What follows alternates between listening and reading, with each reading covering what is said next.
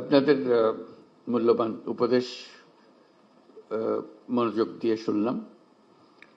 এটা জাতীয় ঐক্যমত কমিশনের সভা, কাজে আমাদের মূল জিনিসটা হলো ঐক্যকে ধরে রাখা।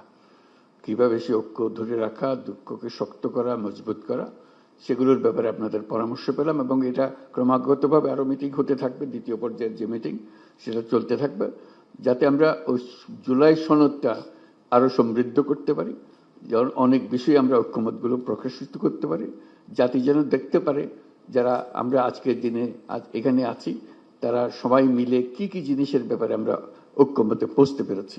এটা আমাদের জাতীয় এজেন্ডা হিসেবে থাকবে ভবিষ্যতের জন্য, যাতে করে আমরা এটা পূর্ণ করতে পারি।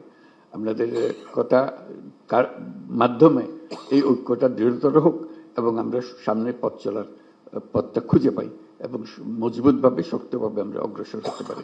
সবাইকে এই আলোচনায় অংশগ্রহণ করার জন্য অসংখ্য ধন্যবাদ। Thank you.